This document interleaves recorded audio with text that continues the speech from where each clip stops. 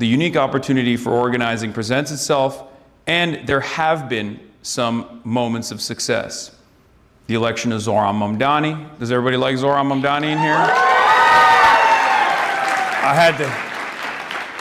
had to get a cheap applause break there because the election of Zohran Mamdani and all of the successful initiatives of pushing back against Trump's authoritarian rulership.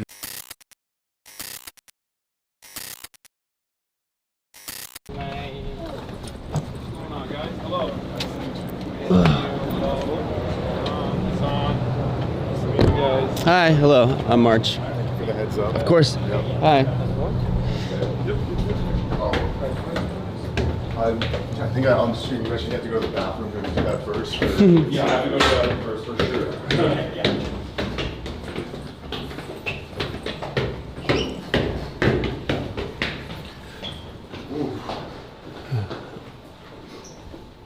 It's probably super blue. That's very true.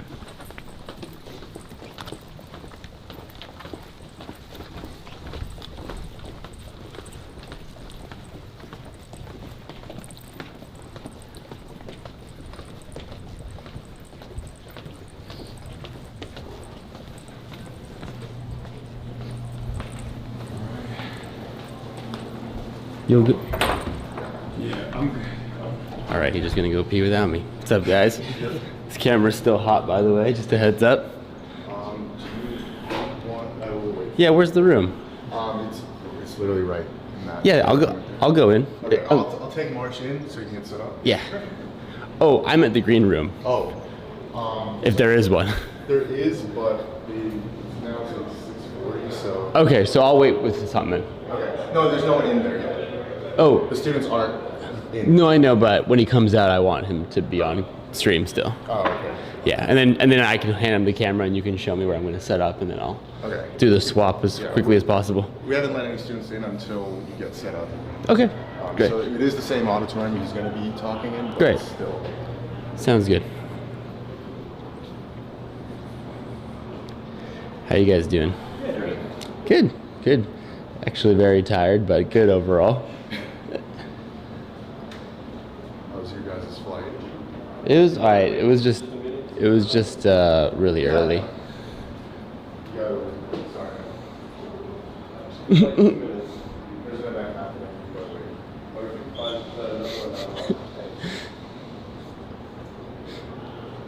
He was so confused by that.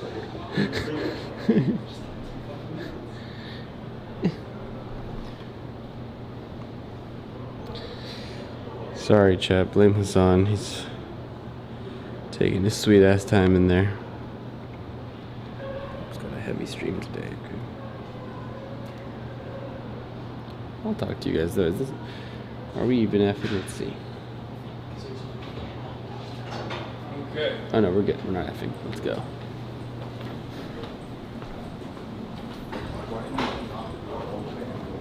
How big is the area?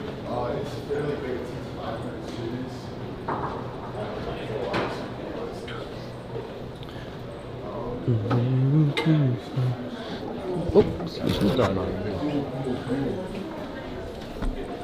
Now, Mark. Yes. Hi guys. So you have a couple places that you can either try out the balcony or you can take whatever seats you want. I think you did reserve that center area. Yeah, that center area I think would be fine. Yeah. But yeah. Okay. Cool. Up to you. Yeah, we're live already. Yes. We're live right now. We're streaming. Got that chair for you. We have a few other ones, but we figured taller, so. Okay. I can sit there. And then the Q&A portion, I just do like I just deliver a speech, and then the Q&A portion is just like students asking questions. Yeah, so we're gonna have a line, and we're just gonna have students come up. Cool. Ask you the question, then go on. All right. Perfect. Yeah. Do we have? Yeah. Yeah. Let's go check them out. I'll switch to the lobs and then just get a straight shot from the middle. Okay. I have the long lens on here too, so it Yeah. should be fine. I'll have one lob, and then the other lob will be the student microphone lob. And boy, they're gonna have a mic that plays in the whole room, so the lob should be able to pick up what they're saying. And if not, then I'll fix it in the moment. Is that one on? We have to turn it on. It should work. You want me to turn it on here as well? Yes. I did. Just now. This one works. Yeah, that one does. I'll turn it on. It only has 2 bars though. Oh, yes. This one. Okay, chat. Chat, I'm actually gonna swap your mic right now too. Okay. Do you want me to turn it off for now though? Because I'm gonna be in the green room, right? Yeah, sure. So Oh, just kidding. We are going to the green room. flip it on and just keep it on. Okay, wait, how many bars? That one was 4. I think we're gonna get the photo. Yeah, it has 4, yeah. Hey, I'm Mark. I'm the high president. Nice to meet you. We're gonna do a photo with our exec board in a second. Whenever you're. Are you good with the mic? Yeah. Okay, cool. I'll just put it on after. Do you guys want to come up and we could do it up here? Cool.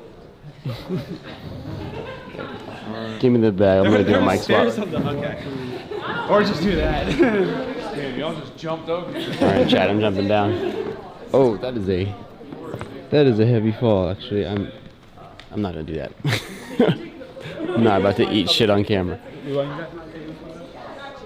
Who is a good photo? I brought a digital camera. All right, chat. I'm changing microphones from the shotgun microphone to a lav mic that's gonna be on Hasan. So, pardon the audio interruptions. Yes. Y'all been here before, though. You guys are cool with that. You guys know how we do this.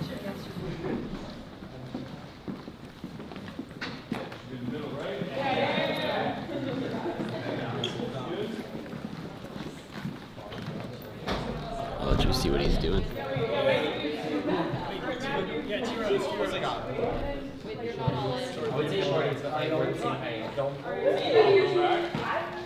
Alright, let's go back. You're fitting now. All right, chat, muting you for a bit. Ready? 3, 2, 1.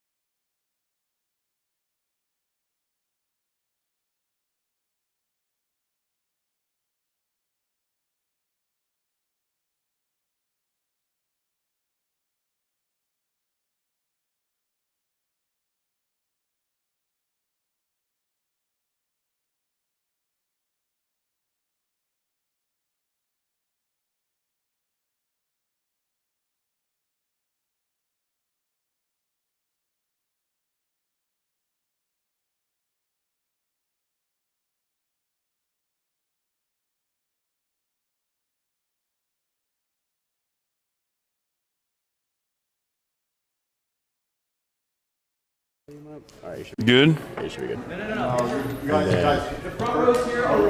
Can you guys hear me? I can hear. Yeah, they can. Okay. Bro, they do not have energy drinks here at all. That is, I'm so dead. Oh, I'm so tired. No, just here. Put our stuff over here. Okay. Yeah. Just right here. People gonna be coming back and forth. Wherever you think it's safe. It's pretty funny that this is like, Okay, I'm gonna set it up, I guess. Or just eyeball it? No, just wait here for a little bit while they. Just stay here for now, because then otherwise it's like boring. You're just like waiting for the crowd, you know? I know. I'm healed. A school with a school. Somebody make a run for student store and get my man's a monster? No. What? I'll say I'll actually I want to go there and close and this. It's fine. I don't care.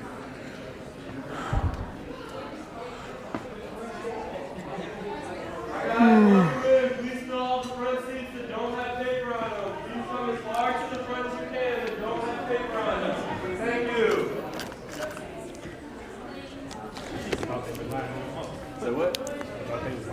Well, they were, and then they just started. Ah, whatever. It's all good. Just people sitting down.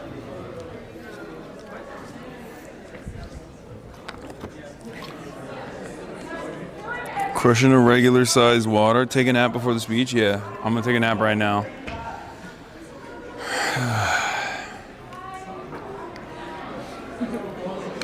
What are you laughing about? That's easy. Here, let's go over here. Why? You don't want to spoil it for them. You don't want to reveal yourself too early. Yeah, they're gonna see me and be like, that's what he looks like? I'm out. That's what he looks like in person? Gross.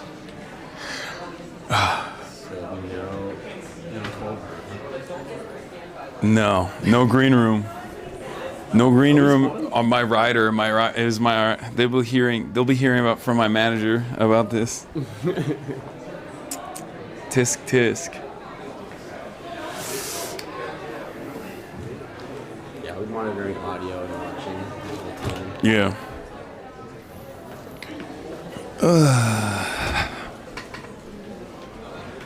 How you feeling, champ? Feeling pretty good. Feeling very tired. So, actually, I'm lying. I don't know why I'm lying. I'm not feeling good at all. I'm feeling insanely tired. But I think we'll be okay. No green rooms in the Midwest. Check your damn zipper. What? It is zipped up. What do you want? What? Did you zoom in on my thing? This is an interactive broadcast, okay? Did you tell them about how the lady at TSA almost just left yours into on the floor? Oh my God, I forgot about that. No, I told him the TSA story about the guy who was like, why are you not, I'm surprised you don't do TSA pre-check. And I was like, the government took it from me. And he was like, well, the government took my salary away. Owned me. Yeah, they were, the lady at the TSA was like going through my stuff and was just like moving it around, shuffling it around a little bit. And then something flew out of my pocket and I didn't know what it was, but I was like, hey, can you, like, something fell. And she was like, okay. And she just didn't do anything. She like looked down a little bit and couldn't, like, didn't even like attempt to. I was like, well, can you get, I don't know what it is. Like, it could be my wallet. You know what I mean? Like, I was like, can you please? And it turns out it was my Zintin. She was gonna leave it on the floor. Yeah, that would have been devastating. I would have been devastated. Take a 1 minute nap before your speech. Okay, go ahead. Dude's doing a 20-minute speech with 2 hours of sleep. It'll be fine. Yeah. How does my hair look? That's probably not looking great either. I think it was good.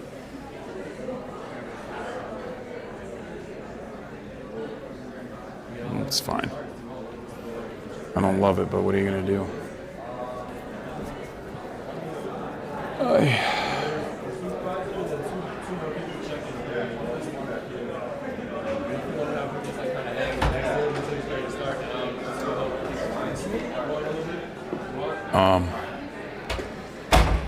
Yeah. I'm just gonna do my regular stream commentary. I've decided. Do you need an energy drink? Oh, you guys have? You just texted and said you needed an energy drink. Oh, is there any? There's one like right around the corner. I can go grab it. Oh, dude, yes. I'm on 2 hours of sleep right now. Yeah. Yeah. Anything, any sugar-free energy drink is good. White Monster? Yeah, I love Monster. Wow, white monster. We are in the crowd waiting for you, twin. Hold this real quick. Whoa, whoa. Just gonna grab the shotgun mic and have it on my person as a failsafe. In the event things, you know. Monsters BDS? No, it's not. Why do you guys always do that fake shit? And then I say that's not the case, and then you literally get into a debate, and then you like find some random. You find some like random list from like I don't know British Maoist contingency Palestinian BDS list, and I'm like, this is not the Palestinian national BDS list at all, and then we argue over it.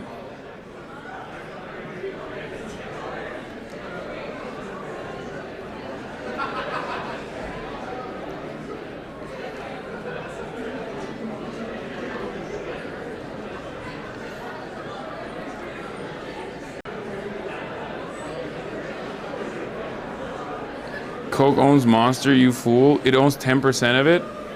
Okay, I will spill out 10% of it. At the end of it. You will do 20 minutes of live? Okay, buddy, that's what I'm gonna do.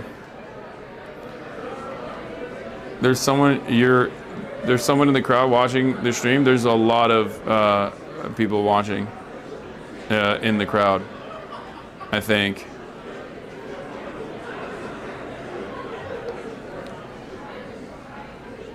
Don't irritate the boss before he's got a slay.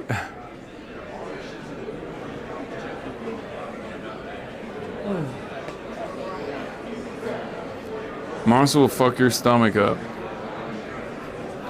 Crawl will just be looking at their phones watching. That's like peak. That's peak Gen Alpha, peak Zoomer. Instead of looking up, watching the stream on their phones. On mute. That's how Zoomers react to the world, really.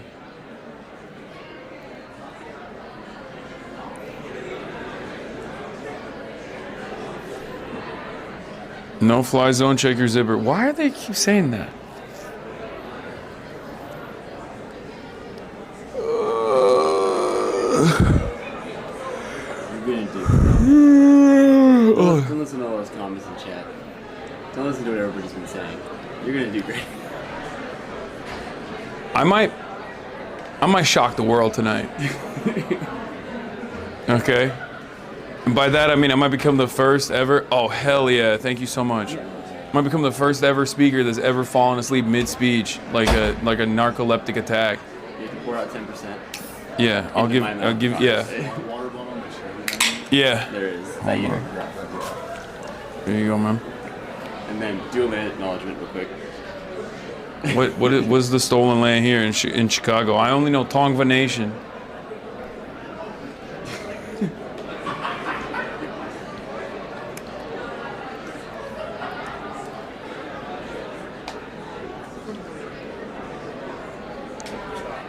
Lock in, you got this. You know, I'm thinking I don't got this. Rose right, thank you for the gifted. I love how you're just an earshot of the people who put this on. They're like, Yeah. did we make a horrible mistake? Dude, the funniest was at UBC when they were literally like, this is a very professional event. At least this is like student run, organized. Like that one was like auditorium, adults were watching, they had like a whole full spectrum coverage. The news was there. Yeah, the news, Canadian broadcasting was there. So like that when I just kept telling the head of the department that is like responsible for this organization, that's responsible for this entire thing that they're doing, with speakers that range from, I forget who it was, but it was like a New York Times columnist and Rachel Maddow, and then me. When I just kept saying, I didn't prepare. I'm not ready for this at all. They were like, I could see her legitimately white knuckling through it. Like, what the fuck?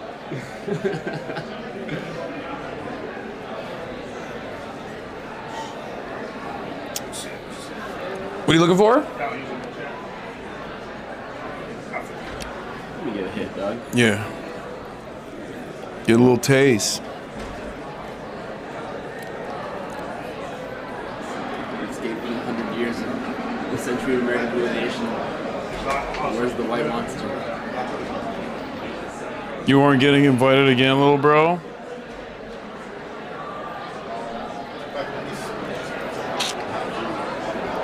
You should have traveled yesterday. Oh my God, why didn't I think of that, dude? Oh, that's right, because the entire world is collapsing all around us, okay? And I have to do full spectrum coverage. We should start doing meth. That's true. I should be meth maxing, kind of like my boy Clavicular, my goat Clavicular. He meth maxes, and he also stays low cortisol because he likes to balance it out with beta blockers.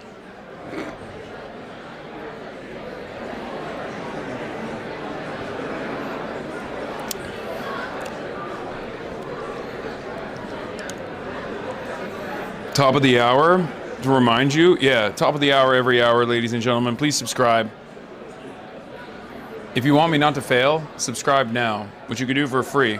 To the Biker Broadcasting service, you can subscribe for free with a Twitch Prime, or with a $6 month subscription, or you can gift subs. Unfortunately, there's no soundboard that I can hit, but if 1,000 people subscribe right now, I'll hit a fa in the middle of the speech. How about that? Please don't do that. I know one of those kids got coke on him. Oh, definitely. Get those gifted subs rolling. Damn, they're coming in. There you go, King.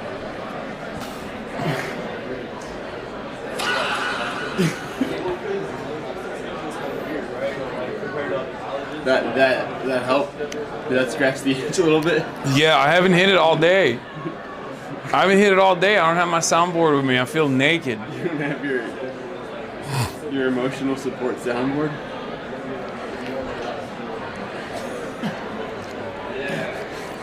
I need Picture it. of the kid with, from Bob's Burgers.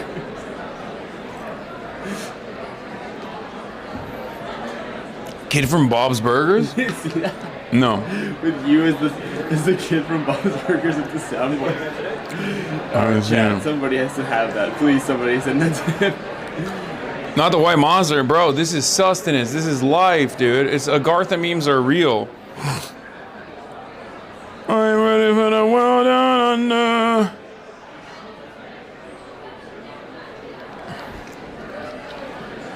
So I never introduced myself formally. I'm Ethan. I'm the person who's been in contact with David and everybody. Oh, hell So I yeah. was just wondering if I could take a picture with both you and Marge. Yeah, of I've course. been watching for like 6 years. Damn. That's crazy. That's so. What were you like 13 when I you was started like watching? 15 and I'm 21 now. That's crazy. That's insane. Chat, say.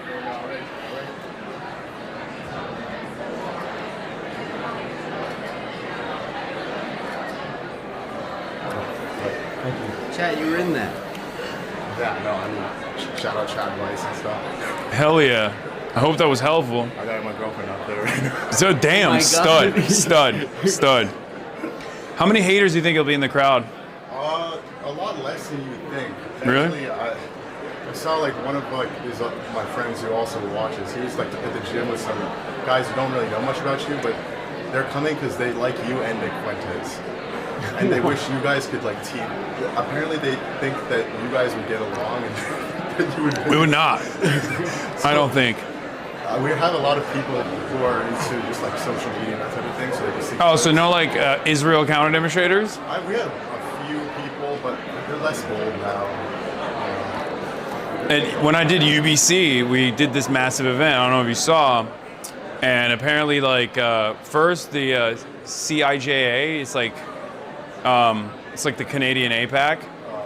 Is that they try to get you? Yeah, they tried to get me banned from entering the country. They failed on that.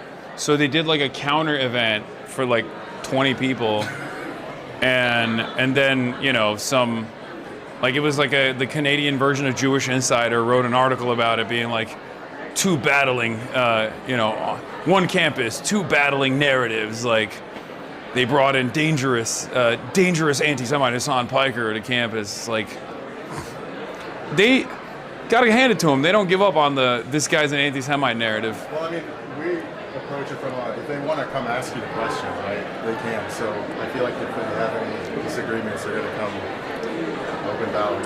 And you have no restriction on what you can say either. So unless like they start being disrespectful or whatever. Yeah. How far out are we from? We're expecting at 7:10 that we start the speech. So we have like a few minutes, but I mean, it's fine. I just want to get an idea of when I should run out there. we're kind of just keeping an eye on. If you want to see how many people, we still haven't filled the balcony. Started filling the balcony. We're almost done with the first level, but because we're scanning everyone's student IDs. So I think that's. There's like 10 people out there, bro. You got no motion. Yeah. It's over, chat. There's no one there. Oh yeah, the soundboard's a good addition.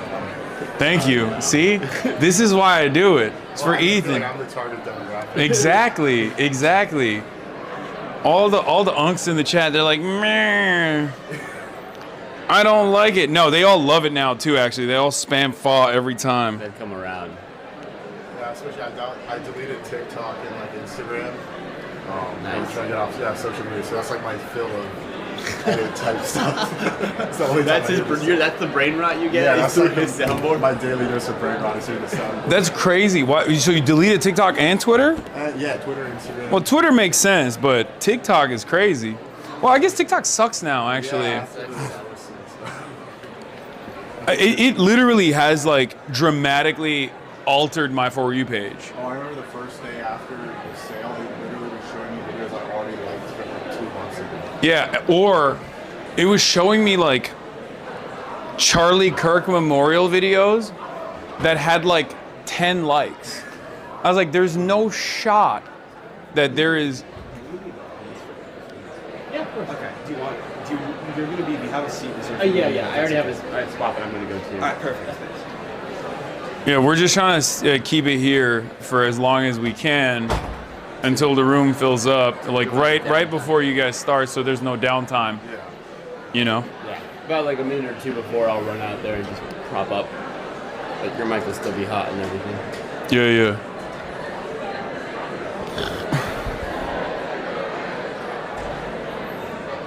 I still think it's garbage and don't like it, but I've had to deal with it.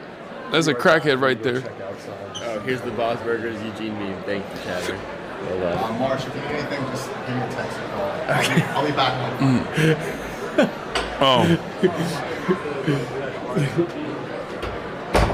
well, it's kind of too bright, but yeah, they've all seen this. It's funny. It's the original. Okay, well, you guys might not like it, but this is what peak performance is all about, all right?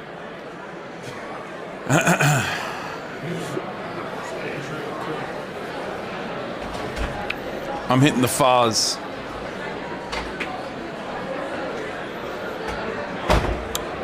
Down under.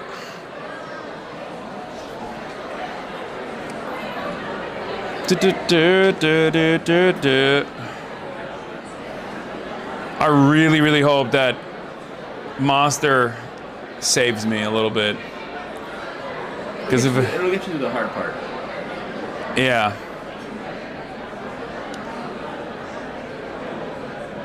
Then you have to go back to the hotel and do another 3-4 hours of news coverage. Right? I would rather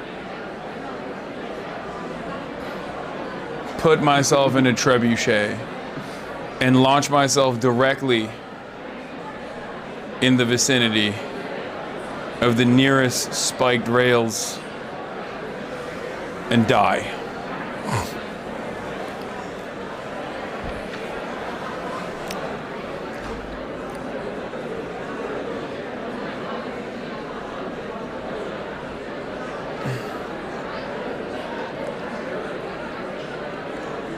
Caffeine take an hour to kick in. Keck, wait. Well, okay, then it's the Red Bull that's kicking in right now.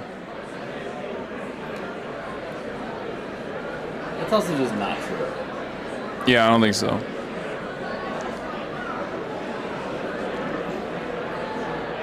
Cook Bro is not going to be Lennon today.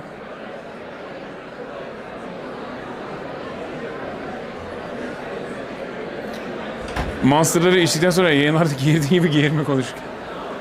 Turkish Shatter says, you son of a bitch, you better not burp like you always do after you drink that Monster energy drink while you're delivering the speech. I thought about that.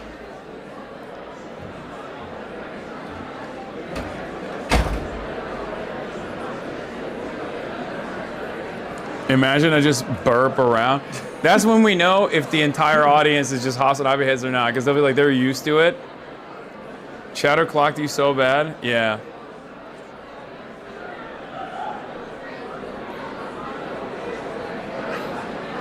At least I'm not stressed.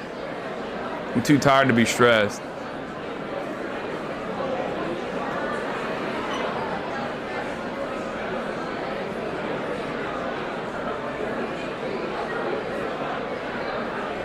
Still chopped? Still chopped?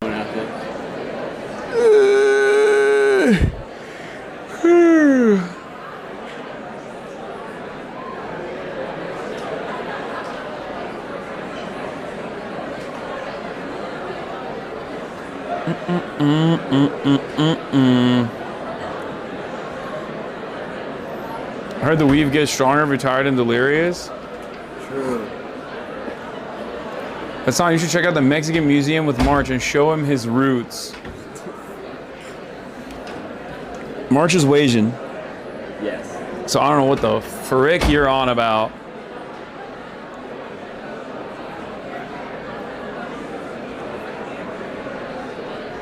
Also, why is there a Mexican museum in Chicago? Chicano. That's where it comes from. Little known fact.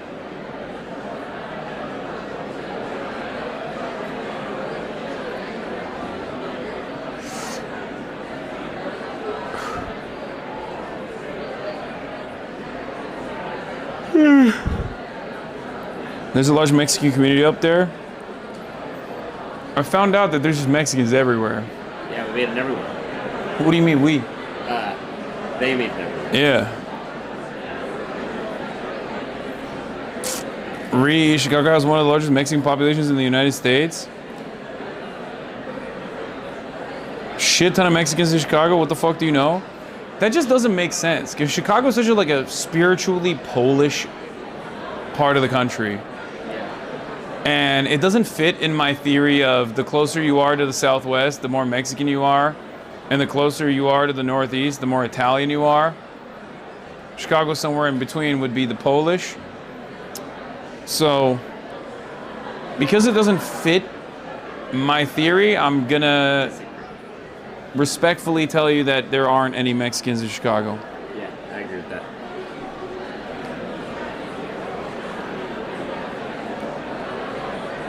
Most per capita out of a big city besides LA?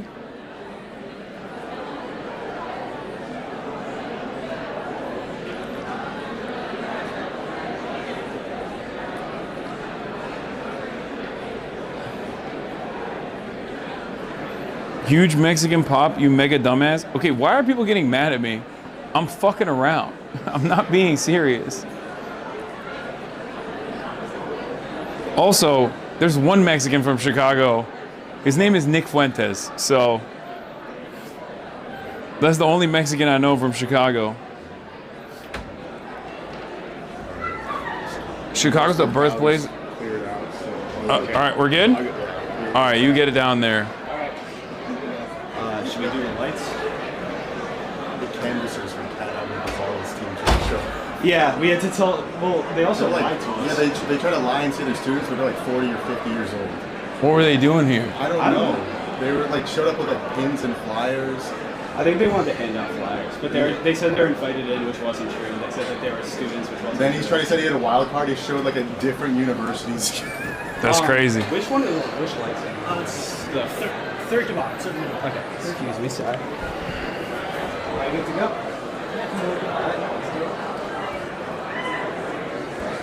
right, you ready?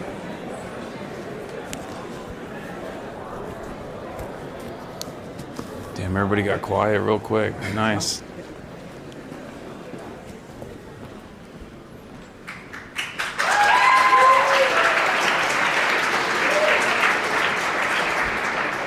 Hello, everyone. Thank you so much for coming out tonight. My name is Clark. I'm co-president of the Political Union. Here's Mark, who's also co-president. This is Ethan. He's a organizer for tonight's event. Thank you all so much for coming out. Thank you to our support staff for setting up this speaker event. And thank you to all for coming to tonight's event. Yeah, so I'm just going to talk a little more about the political union. So we're Northwestern's only nonpartisan political forum on campus. We meet every Monday at 7 p.m. at Hall 201 to discuss relevant political topics of our time.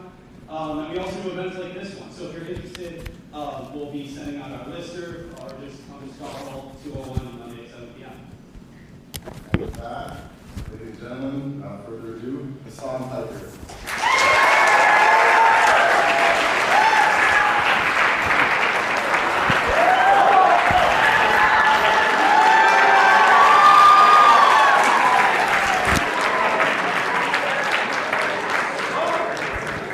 Hello? Okay. Sorry, this is, I'm running on fumes here. I apologize. I just got in from Los Angeles earlier in the day, and I have like 2 hours of sleep. So I basically just slammed a White Monster energy drink. So that's the only thing that's giving me life currently. All right. Okay. Very professional.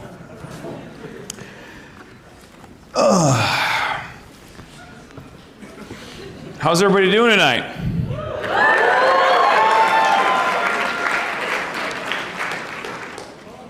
The world is on fire.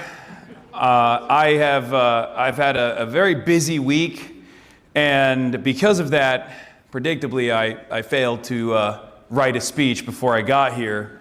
When I was first told that I was going to be speaking in Northwestern, I was like, all right, you know what? I did UBC like a couple of weeks ago. I went out there, no preparation whatsoever, and I thought to myself, I'm going to fail on that speech, but this time in Northwestern, I'm going to deliver a really nice one that I wrote ahead of time. And then, of course, America and Israel decided to bomb Iran and nuke the global energy market, which caused me to unfortunately focus all of my efforts on, doing round-the-clock coverage on that.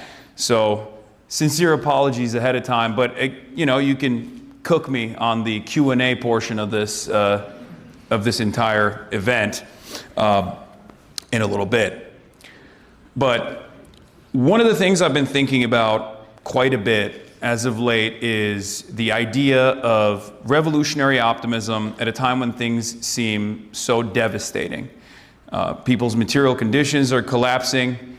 Many of you are going to graduate into a horrifying job market. I apologize for reminding you. And the future seems not so bright for many Americans. Many Americans from all different backgrounds and all different ages. I feel like long gone are the days of American prosperity, and the trajectory that we're headed down is complete collapse of the liberal New World Order that was designed in the aftermath of World War II. And fascism is making a big-time comeback both here in the United States of America and certainly in a lot of Western liberal capitalist democracies. You got the rise of the AfD, you got the Reform Party, which apparently wasn't even racist enough for Elon Musk, so he went and created another one. I think it's like Defend Britain or something. And the right around the globe is taking advantage of the instability, constantly focusing people's angst, their animosity, their anger, as a direct consequence of the diminishing material quality of people's existence, and reorienting that anger back to migrants, trans people, numerous other vulnerable targets that rarely ever get defended, both in mainstream media and in just in general in politics. And unfortunately, there is not a real alternative on the liberal front. Many of the ruling parties all around in both parliamentary democracies and here in the United States of America have fallen short of what is a necessary response to combat the growth of fascism. American imperialism is dominating the planet with the Donroe Doctrine in Latin America and all of the events that are unfolding in Iran right now in the MENA region. It seems like the future is not so great. And in spite of all of that, I do think that this is an opportunity that is very unique. I've gone all around the country. I've been around the world. I go and attend these protests that are taking place everywhere.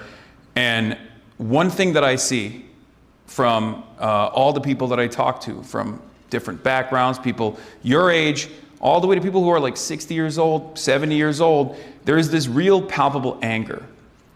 They want change. They don't know how to communicate it effectively because the alternative of socialism has basically been destroyed in many of these Western countries. But I think it is this now more than ever, I truly believe that there is a really unique opportunity to organize and to show people that we do have that power. And I fear that if we don't do that, if we don't seize on this opportunity, come the midterm elections in the United States, and you see this with the Green Party rising in the UK as well. If we don't organize against fascism, I feel like we're going to succumb to fascism. And in spite of everything that's horrible, the unique opportunity for organizing presents itself, and there have been some moments of success. The election of Zoran Mamdani. Does everybody like Zoran Mamdani in here?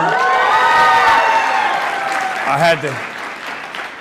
had to get a cheap applause break there because the election of Zoran Mamdani and all of the successful initiatives of pushing back against Trump's authoritarian rulership in America, from Minneapolis, Minnesota to all around, the pushback that the public, sorry, you want to, yeah, you can give yourself applause here if you want. I don't know, you guys are in Chicago, but I mean, it happened in Chicago too.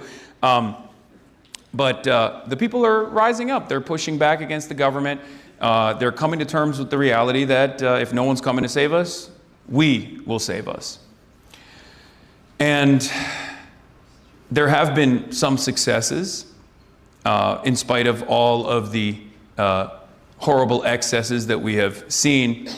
And I urge all of you in this moment to hold on to those glimmers of hope, to those pockets of hope, no matter where they might be, and keep pushing forward, because in the absence of people like yourselves, open-minded people, like-minded people organizing, demonstrating solidarity, protecting people in your communities, we're not going to make it. But that's basically what I'm here to talk to you about today. And on that note, we can get to the Q&A portion of this. Thank you so much.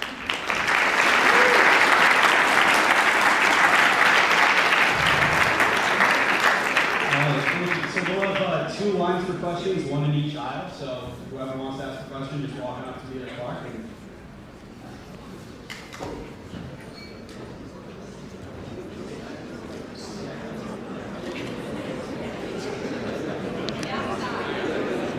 Do I choose or do you guys choose? Okay, I can't hear you. All right. Yeah.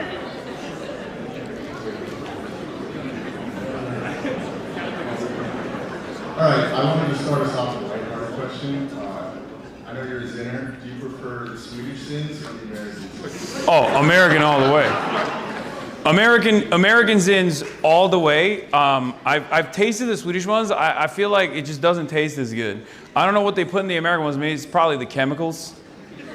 I'm a big fan of that. I'm like the anti-RFK Jr., where I love chemicals. Give me more chemicals.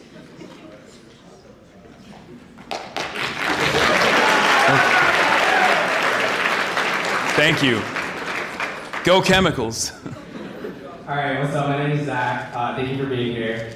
My question was a little bit more serious. So, at Northwestern, you may or may not know, there's a big Jewish population. I myself have a lot of friends that are Jewish, that have been in Israel, and that's important for them. I was wondering, like, how would you recommend I approach having conversations with my Jewish friends, or like posting on social media, without like breaking off the friendship, but also not sugarcoating a genocide? Okay. I mean, the states are totally separate from the people, right? I mean, we have a lot of disagreements with the MAGA movement here in America. I mean, they're basically cattle. And yet, you know, you can have reasonable disagreements with your loved ones over, you know, how much they love Donald Trump, no matter how much he keeps fucking shit up. Sorry for cursing.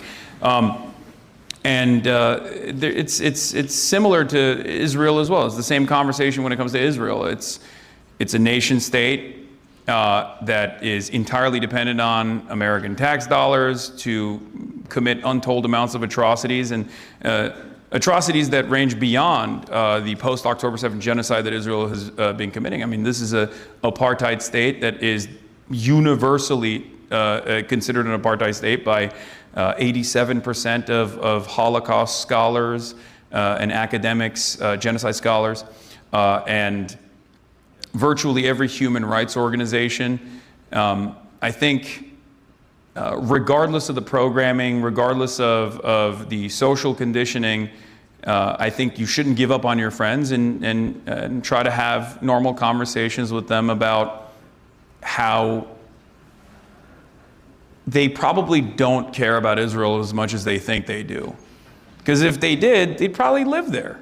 Like, that's just the truth. Because the reality is, like, I have friends who used to be Zionists who are anti-Zionist now, and I have a lot of people in my community that used to be Zionists and are no longer Zionists. And one of the things that, at least I've found success in communicating, is like, you think you love this country.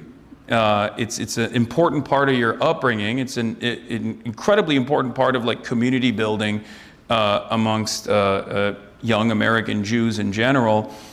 But the reality of the matter is the state actually incentivizes people. Like, the Israeli state wants people to go and live there, right? That's a big part of what birthright is.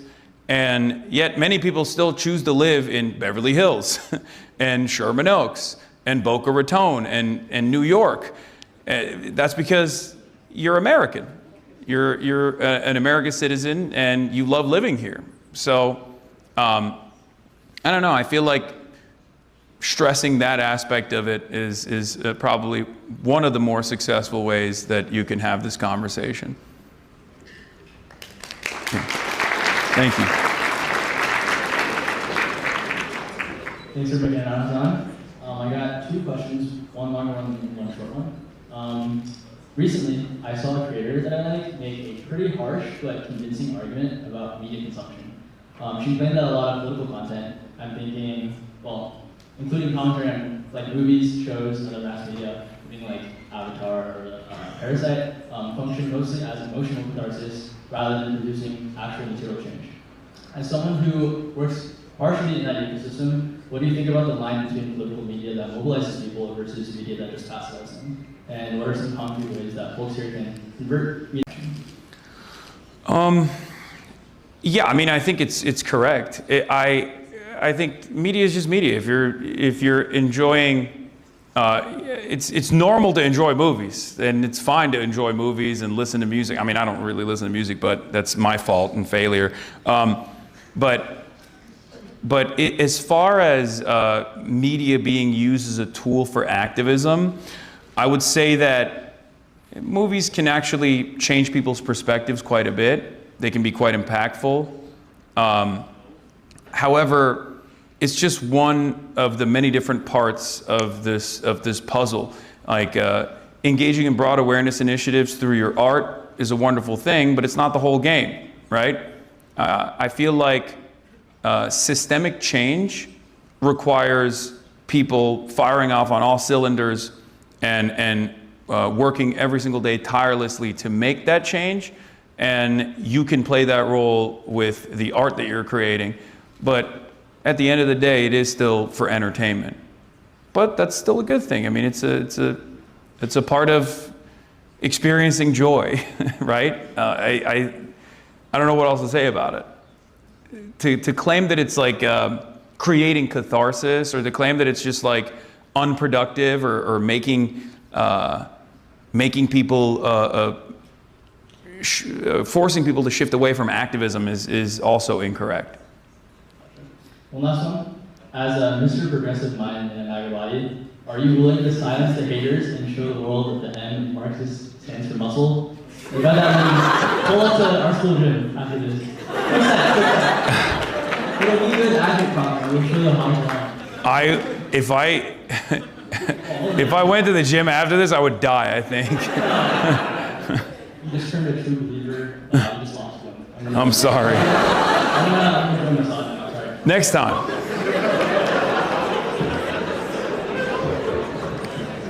Hi, Hasan.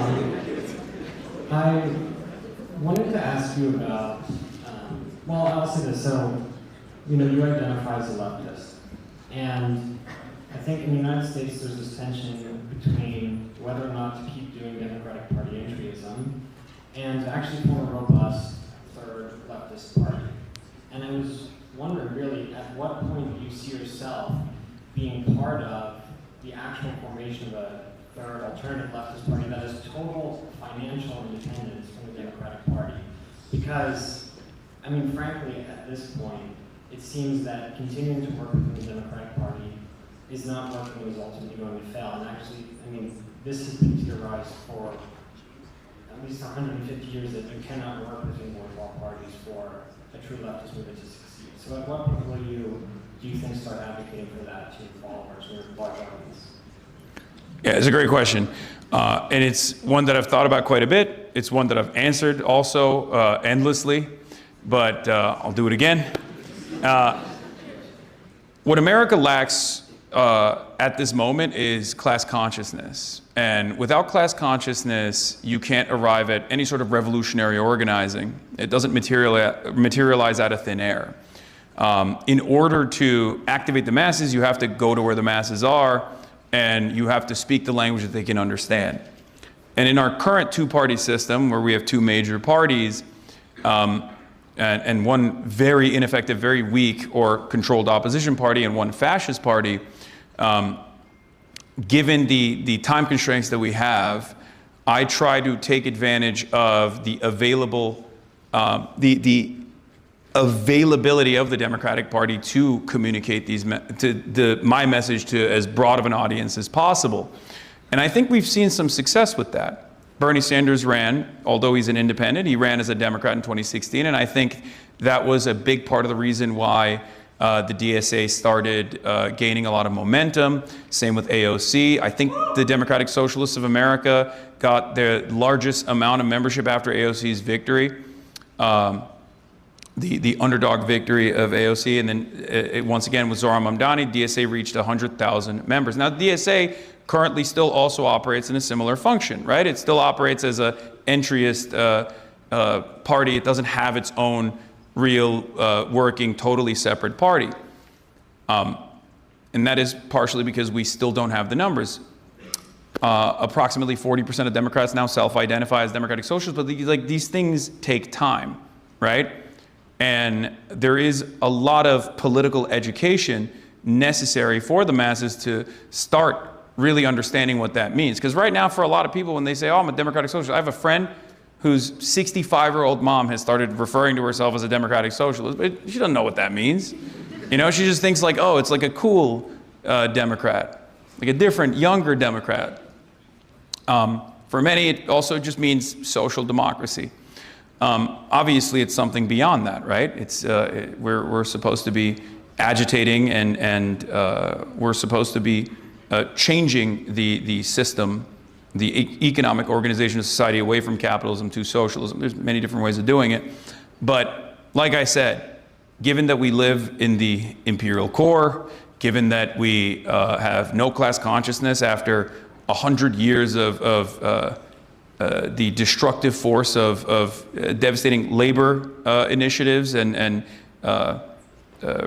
through the Red Scare, completely removing the left alternative, the socialist alternative, from American political consciousness, we still have a long way to go.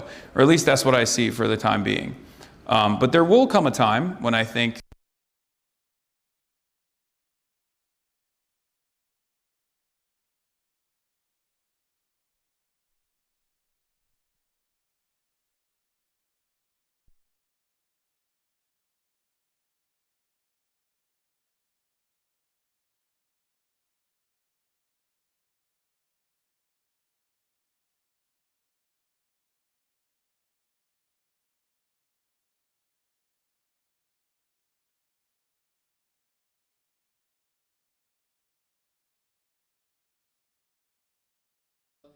And a few have popped off, kinda, but like I don't know how to. I kind of want to break into like Twitch streaming a bit, and I was wondering if you had advice on how to do that. Because in 2026, I feel like when you start Twitch streaming, there's like no one there.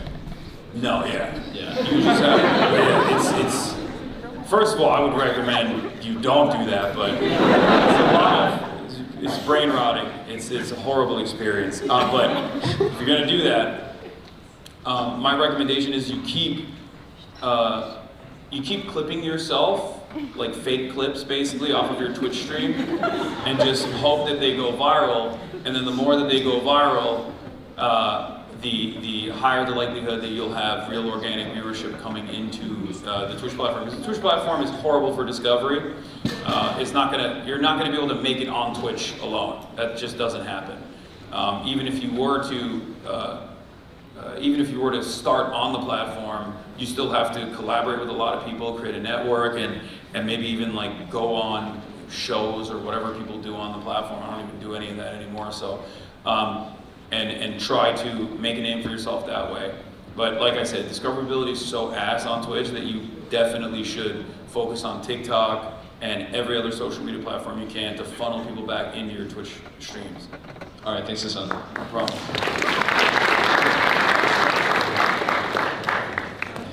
I really like how that other kid like upped the stakes to the Q&A by joining the Mossad after he didn't like your answering question. So we'll see what I do after this. Just wondering, you have a wide set of political beliefs that you believe in, very ardently. I'm wondering, can you give like an overview of what you would say are the philosophical underpinnings of those beliefs, and like what those, let's say, first principles are grounded in? Okay. Yeah. Sure. I feel like you're going to join Mossad too after this. Empathy first. That's what it is. I want to improve people's material conditions. I want to live in a society where everyone can prosper. I feel like there is a lot of organic potential that gets lost all around the world, not as a consequence of some kind of like genetic setback or anything like that, but specifically as a consequence of what their spawn point is. And I want to improve that for everybody else by having by building more egalitarian society so we can truly advance.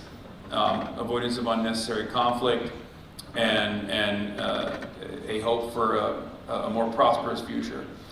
Those are some of my first principles. As far as like my own personal ideology, I guess I'm a leftist because I see no reason to make a distinction between different ideological tendencies on the Marxist side or the anti-capitalist side, especially because most people don't even understand what that is.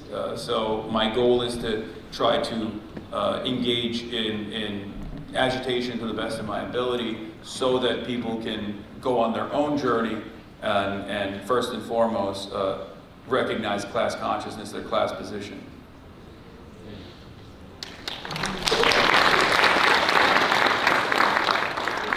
Hi Hasan, thanks for coming out. This is super exciting. So I want to start with that I ethnically identify as half Iranian, half Pakistani, which is two groups that America has consistently undervalued, devalued the lives of, villainized. So something I've been grappling, and what I want to ask you is, how do you find belonging in a country that seems so intent on despising this what's inextricable about your identity? It's a great question. So I think America has a lot of unfortunate white supremacist ideology that's baked into its fundamentals. But America also is an incredibly diverse country. It's a nation of immigrants at the end of the day. It's a nation that was built off of settler colonial genocide, indigenous genocide, and chattel slavery. But it also happens to be one of the most, if not the most diverse nation on the planet, entirely comprised of immigrants. So the bad part about it is that, unfortunately, when people identify with this American identity, sometimes they lean into the white nativist side of things. But there are so many people who recognize their immigrant background and all the culture that brings to the table, and therefore, you find a lot of like-minded people from all different parts of the world. And I think the best way to grapple with that is by finding your own people, right? Finding people from different parts of the, finding people from different cultures that you can identify with and engage in a mutually beneficial relationship with. At least that's what that's what I've been able to do, and that's what I think is successful.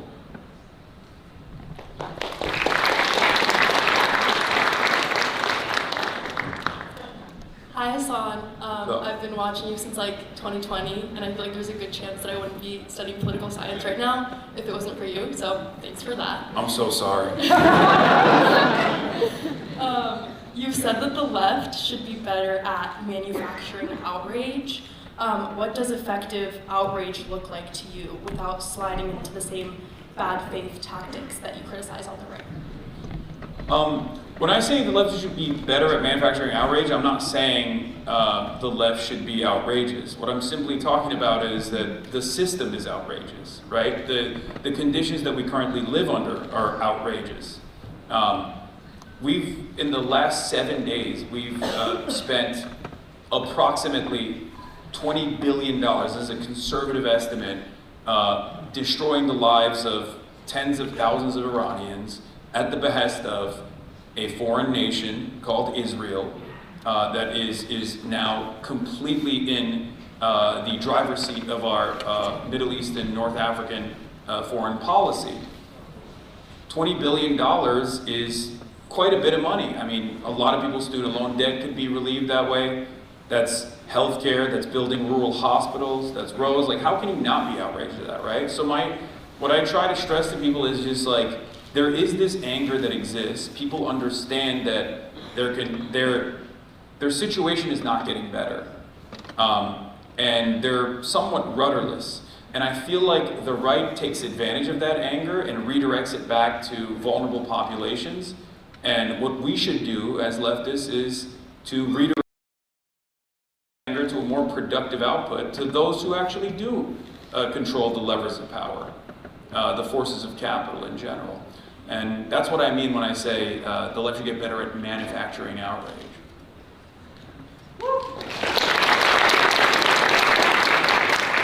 Hey Hasan, I'm Rowan Sharma. Thanks for all the talking points I used in high school debate and at Thanksgiving. Thanks. I'm an RA on campus, and this year our Northwestern leadership has dissolved or reorganized departments related to diversity, equity, and inclusion. And all parts of my role have been shifted from DEI to community well-being. How can we operate within systems that capitulate to fascism and still make radical change? And should we continue to exist in these institutions or make change from the outside? Good question. I mean, these are hurdles, right? But you just got to push through them, and you have to be stubborn. And there's honestly nothing else that you can do. I don't think that like leaving the institution or organization is helpful. I mean, there are some organizations where the entirety of the output is bad, right? Like if you're like asking me to join the American military or something, I'd be like, don't do that, right? But as far as like your college campus, you have to be steadfast, and you have to continue pushing no matter what, and that change will come. And it might shock you at you might be shocked with how successful you are at the end of that. Because these guys, I mean, reactionary forces they're a paper tiger. They don't really have the investment. They don't have the social investment. They don't have the masses. It's a fleeting thing. What you have is a defense of your loved ones, a defense of a diverse student body that you want to protect, and that gives you an upper hand in the conversation when you're organizing. And therefore, it's impossible for you not to win unless you give up. So what I always tell people is just be stubborn, be steadfast, and keep pushing through it no matter what.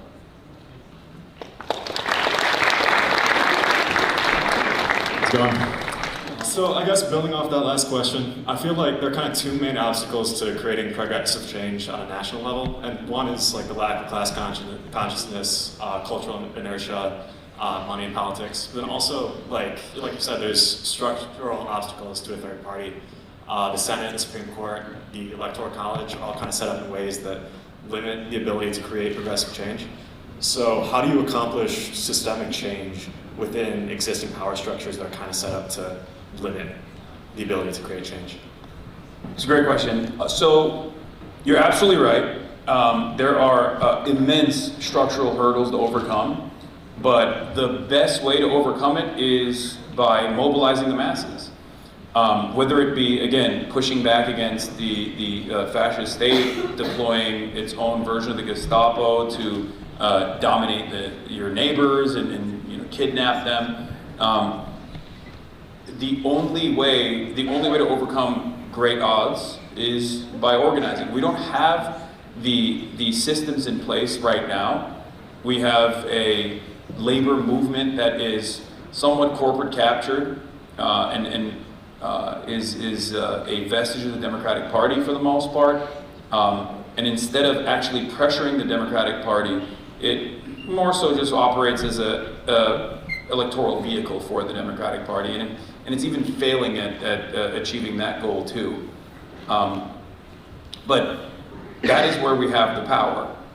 Disrupting the forces of capital is, at the end of the day, exactly where we have all the power. Work stoppages, making demands be known, and harming capital interests. That is how we win. So that's why I focus a lot of my initiatives on the labor movement in general.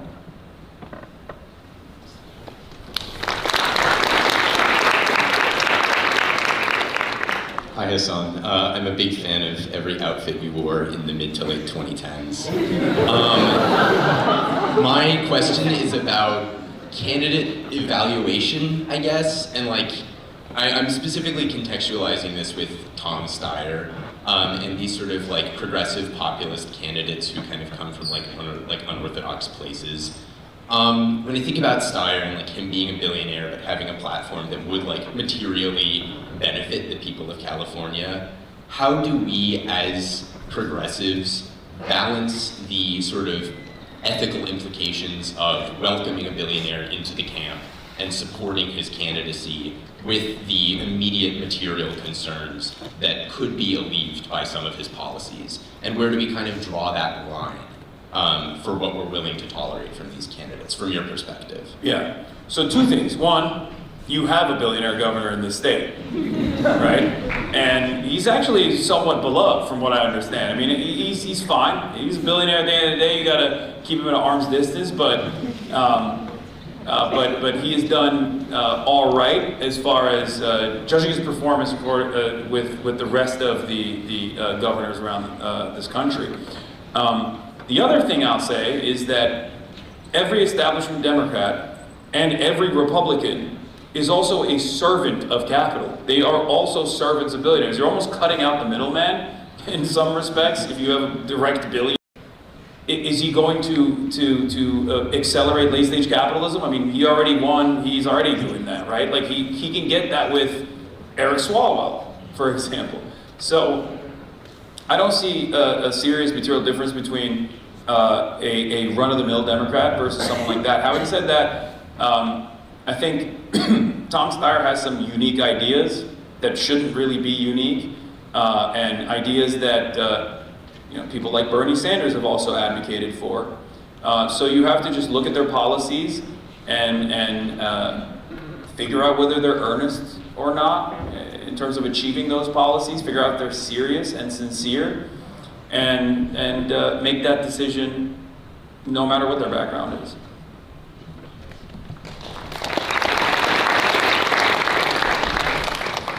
Hey Hasan, I'm ND, and you kind of referenced this already about how cooked the job market is. That's due in no small part to artificial intelligence and advances in that space. And with research coming out of Anthropic, it's kind of suggesting that some point in the future, autonomous systems are going to be capable of doing most of, if not all, work. And we're going to be in this period of abundance. But I don't think our current system is prepared for a post-work society. So what does a post-work society look like for you? I think it was Stavros Halkias who said like the robots are supposed to be doing the menial labor and we're supposed to be doing the art, but somewhere along the way the robots started doing the art and we're still doing the menial labor. That's not because technological innovation is bad. Technological innovation is good, right? It's just that technological innovation under capitalism is one that displaces the existing labor force and creates downward pressure on wages and benefits and is horrible for the masses in general. So work society will look like, I mean, I've seen it in movies, right? Like the Star Trek universe comes to mind, but that's not the society that we live in currently. So we just have to, I keep repeating myself over and over again, but we just have to keep organizing for that future to make sure that that instead of having masses turn into biofuel for the capital-owning class, we demand a bigger piece of the productive output that we're putting out there. If you have a new tool that makes you a more productive laborer, that means if 5 people can now do the job of 10, that means 5 people are getting fired. But this new radical vision of how the economy should be organized is where 10 people actually just work half the time. And I think we can ask for that. I think we should ask for that. And the only way to make that demand is by creating the necessary systems, labor unions and the like, to make sure that we reconstruct the way workplaces operate in this country.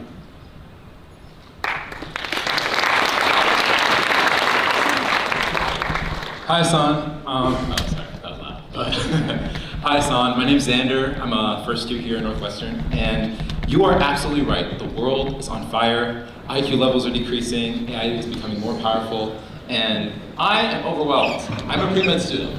I don't have all the time in the world to really, tackle all these issues at once, and I really, really, really want to. And I keep hearing that we have to organize, and I know we have to organize. I know that it's like, we're the young generation. It's in our power to actually make the change that we want to see in the world. But my biggest question to you is how? What is one real tangible way that we, as a Northwestern community, can begin to organize? This is honestly an open question to everyone. I'm willing to talk about it with people after this. But I think it's so important that we actually begin to start having conversations, and more than just conversations, start meeting and actually start organizing. But I'm just unsure of where to start. Sorry, I do have 2 questions. I mean, YDSA is a pretty good starting point, I would say. Democratic Socialists of America is a pretty good starting point. I mean, there's a lot of, you can organize around mutual interests as well, and go from there. But as far as political organizing, I would recommend the DSA, joining your local campus DSA organization. I hope that was good enough. I don't know. I feel like you're a little disappointed. Arm the masses. Now, let's do it. We got red armbands. Let's see you on the front lines with me. What's up? Let's see you on the front lines with me. Yeah, well, I'll be there. Okay, and my second question to you is, one of the only things that we can keep doing, is just people in the world. It's overwhelming. You can only keep living it. I gotta say, you really haven't lived until you tried Lisa's burrito soup. Hey, come and get Lisa with us afterwards. Okay, all right, I will try. You will try? Yeah. Was he there? Why are people booing? Everyone's booing. What's happening? All right, thank you. I'll make Mauricio try it. Hi, Hasan. I just have, it's more of a specific question. What you believe. It's the bare minimum that we should be fighting for, 100%. Failure doesn't mean anything, but I will say, the very fact that after all that organizing, that it still ends up failing, is, I think, indicative of how powerful the divestment initiatives actually are. Because if it wasn't, they would just go, all right, we're divesting, right?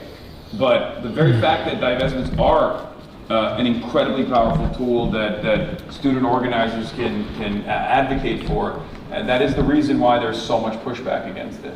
So I definitely urge BDS, urge people to follow BDS and continue pushing for divestment initiatives, regardless of how many setbacks you receive. It's important. It's not only the moral thing to do, but it's also very successful. It has been successful in the past with apartheid South Africa, and that is precisely the reason why Zionist groups spend a good deal of time trying to infiltrate and try to push back on these sorts of initiatives. So yeah, keep up the good work, for sure.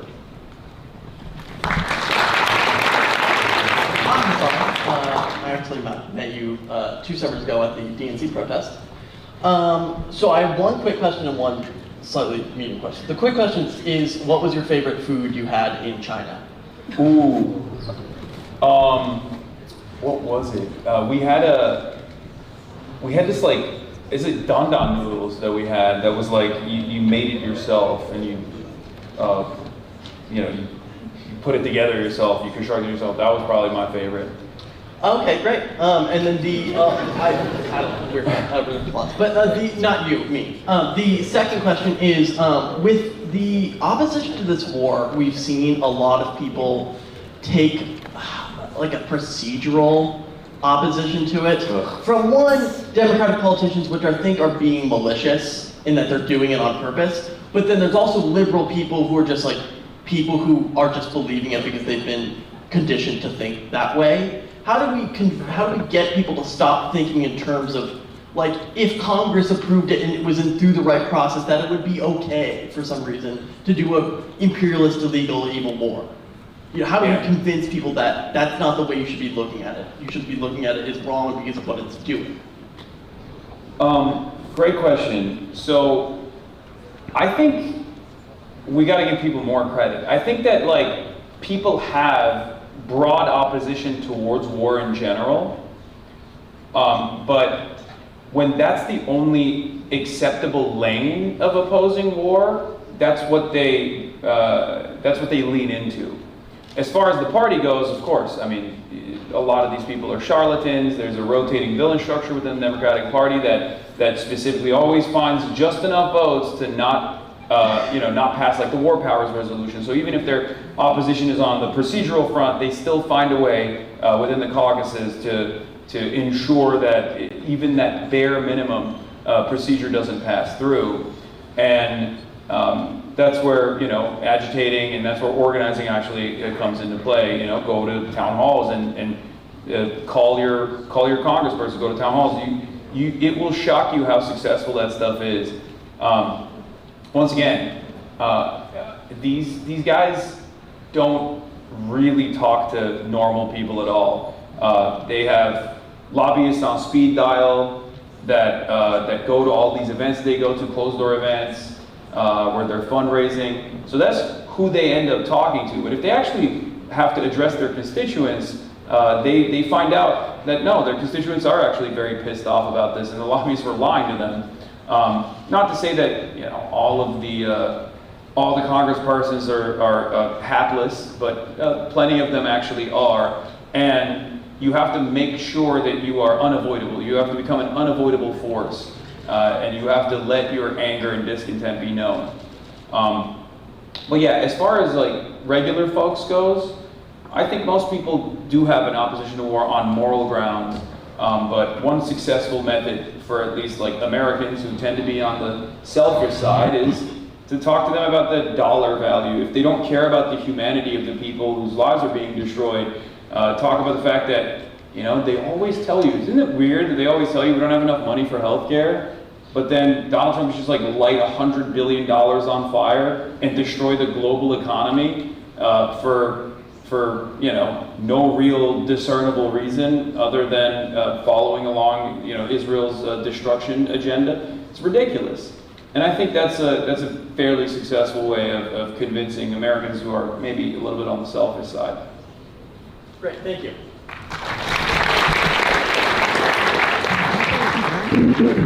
Well, there's lots of great individual leaders in the Democratic Party. That's why you're here. I'm worried that just the party's brand at large has been so thoroughly just ruined by right-wing people, but also their own terrible decisions, that the party will always be stuck as a permanent opposition. Besides a total hostile takeover like what Trump did to the Republicans, do you think that the Democrat brand will ever be able to recover? No, I don't think so. I genuinely don't think the Democratic Party brand will ever recover, but like I said, there's an opportunity there because they're so weak. In 2016, after Bernie's defeat, there were a wave of a lot of progressive candidates who also self-identified as Democratic Socialists. They ran and won. That's where the Squad was formed, right? Some of our best politicians came from that group. Ilhan Omar, Rashida Tlaib, Ayanna Pressley has also been, you know, outperforming my expectations, certainly. And but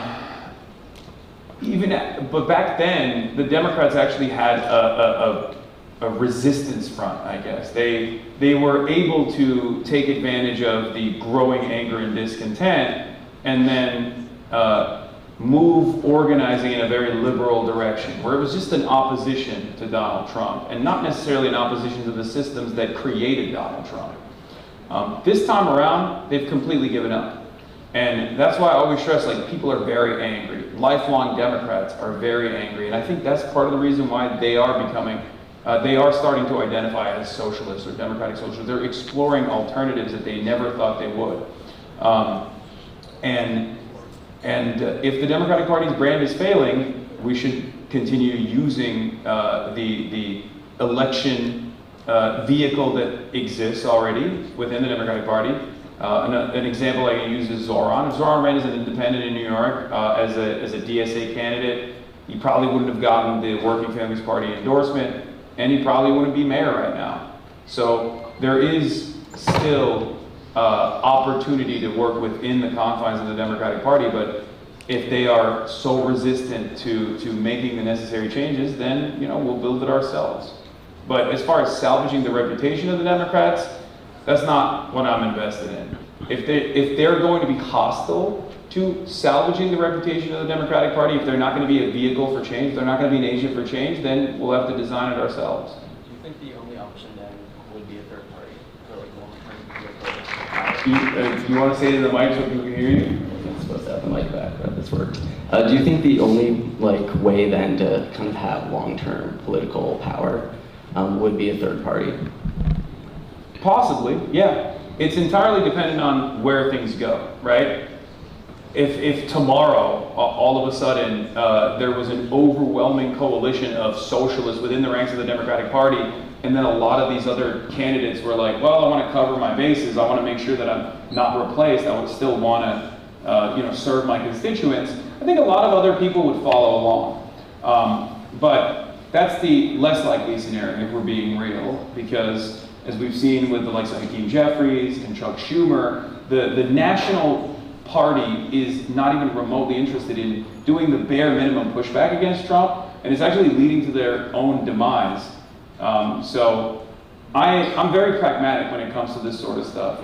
If the Democrats will completely retool the party and become a socialist party, great. Do I believe that that'll happen? Probably not. And if that doesn't happen, and there is enough momentum for a robust alternative, a successful alternative, then I believe that there will be a point in time when that separation will take place.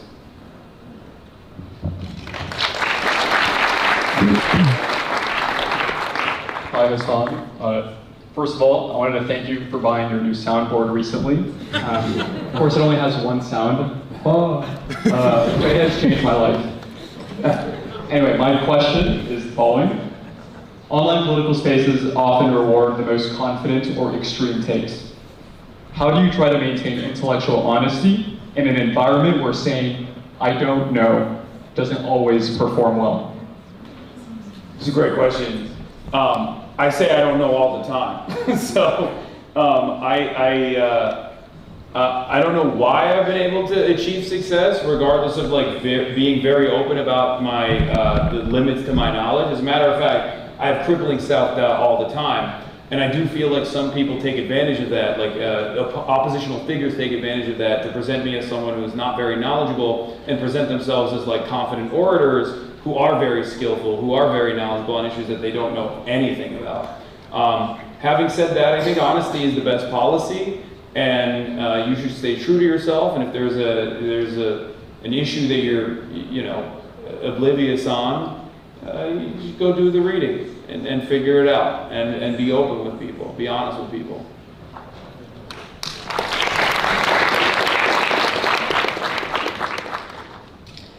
Hi Hasan, I've been watching for a long time, so it's crazy that you're here. As someone who's not in legacy media, sometimes gets featured on Sky News Australia, like how do you feel like people are getting, with the introduction of like podcast spaces, Twitch streamers, and YouTubers, how do you feel like that space is changing and influencing people like us, and how do you see it changing in the future? Yeah, it's both good and bad. The good is what we saw with the pressure campaign and the awareness shift away from unconditional support to Israel to recognizing the plight of the Palestinians. That was a good thing, and that would not have happened without independent media. Mainstream media has been very pliant to the interests of the State Department, which unfortunately align with Israel's goals of death and destruction. The bad is there's a lot of bad faith actors out there, there's a lot of grifters out there, and there's a lot of people who are taking advantage of the lack of interest from the market in being honest. And this has created an environment where there is basically no consensus reality. It's very destabilizing. So I don't know what the actual solution to this problem is. I just feel like you just have to engage in media literacy to the best of your ability, and to make sure that you have a healthy media diet of a diverse array of opinions, and you're still taking advantage of the readily available mainstream resources as well. I try to stress the importance of that in my commentary every day. I don't necessarily just across the board shit on mainstream media and say don't listen to the New York Times ever, but I try to hold your hand through the process of reading the news, of understanding the news, while also showcasing the biases that these supposedly independent outlets actually have. But they are still very relevant. They still have journalists, they have massive teams, even though they're getting smaller and smaller, like with what the Washington Post turned into under the leadership of Jeff Bezos, the ownership of Jeff Bezos. But as long as they still exist, you just gotta take advantage of it to broaden your understanding of the world.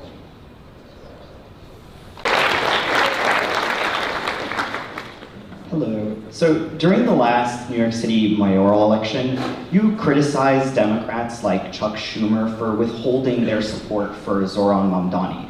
Yet during the 2024 election, you were extremely hesitant and qualified in your support of Kamala Harris, and constantly tell people to not vote for what is the only anti-Trump American party. So my question is, do you regret not enthusiastically endorsing Kamala Harris, given you exercise tremendous sway amongst American leftists? Obviously. Put more broadly, do you think you could better leverage your platform to help anti-Trump candidates win elections, even when those candidates' platforms don't necessarily align with your views? Do you think the Democrats need to become a full-fledged socialist party? Well, I work with a lot of candidates who aren't full-fledged socialists. I mean, literally just had a billionaire on, so, and he very clearly is not a socialist, as he communicated to me over and over again. But I work, the majority of the candidates I work with, as a matter of fact, are not socialists at all. I mean, Abdul Al-Sayed in Michigan, he's not a socialist, love him, I think he's great. Because, once again, like I've said over and over again, I'm pragmatic. And one thing I will say, as far as the Chuck Schumer versus me dynamic, is it's very simple. Zoran was a great candidate, and, and that's why Chuck Schumer should have endorsed him as the leader of, it's one of the leaders of the Democratic Party. I, as a Twitch streamer, don't think that I had the responsibility to endorse Kamala Harris, especially when Kamala Harris herself made no investment whatsoever in trying to secure the votes of people like myself. The other side of that story, of course, is that no matter how much sway I have amongst the leftist masses, which I don't think I have that much sway, and overwhelming majority of my audience ended up voting for Kamala Harris, reluctantly, albeit. But the reality of the matter is I can't outflank the party. If Kamala Harris is communicating to the broadest base of support that she can with a multi-billion-dollar, or with a billion-dollar campaign, basically, that she stands for $50,000 in tax credits for small businesses, and a continuation of the genocide, a continuation of Biden's horrible legacy, then I can go on my Twitch stream and be like, guys, what you're hearing from Kamala Harris is wrong. She actually is an anti-Zionist. She's principled on this, and she's going to dissect and destroy the Zionist entity piece by piece. But I'd just be a liar at that point, right? And most people would just look at that and go, okay, well, I'm not getting that from her at all. And now I don't even trust you any longer, right? And that's what I always try to stress to people, this idea that we as individuals bear a larger weight, a larger a piece of the responsibility as opposed to the party itself. If the party chooses to communicate what they're about, we can't really outflank them and then lie to one another and lie to ourselves that the party's actually going to, to represent different values. And no matter how hard we do that, most people that are completely outside of our reach, normal people, working class people that turn on the television and remember that there's an election every 4 years, they're going to see a TV ad and they're going to be like, oh, I guess this is what's going on. This is what Kamala Harris is about. It's not exactly enthusing me to go out and vote for her, and they're just going to stay at home. This is very important for Democrats to understand. I try to stress that to them all the time when I talk to them in private meetings, when I talk to them in person on camera, is that, like, you have to have a positive vision, and you have to make your case, because no matter how much harm reduction as a theory is correct, right? Because it is correct. The Democrats are better than the Republican Party. I will never vote for a Republican. I will never tell anyone to vote for a Republican. I will always tell people not to vote for Republicans, which is what I stress throughout the election cycle. Most people don't operate on harm reduction. They want to hear something that they want to vote for, rather than vote against the terrifying nature of the Republican Party. I could talk about this for hours, but that's the short and sweet of it, really.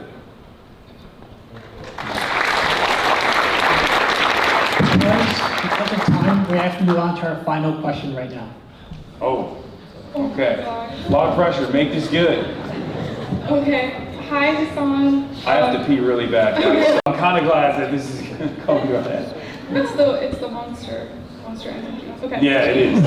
It's coursing through me. Your broadcast inspired me to study economics in college, like many of us in this room. However, I've come to realize most of my coursework assumes a liberal capitalist framework, and I don't know how many more times I can maximize profit function. I was wondering if you had any academic resources that you recommend to study socialist theory for someone kind of disillusioned with the topic. As far as Marxian economists goes, Richard Wolff is one, Yanis Varoufakis is another. They have a lot of work on the subject. There's also much more dense material out there that's boring that I, as a non-econ major, have not even thought about reading. But it's important to understand capitalism and how it functions. A guy by the name of Karl Marx was obsessed with it and wrote volumes about capitalism. So I don't think that learning econ or studying econ is a bad thing at all. I think it's actually a good thing. It's important to have a decent understanding of it. And I feel like there are some advanced courses in most college campuses that finally allow you to develop a deeper understanding of alternative modes of production or different systems. But yeah, the entry levels are usually going to be just liberal capitalism. All right. Thank you, everybody.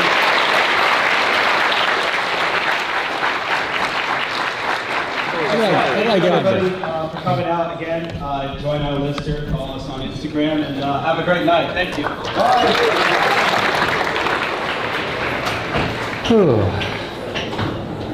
Sorry for the. Oh, thanks. Yep. Sorry for those hiccups, chat. I want to fucking jump, but hopefully it was still good.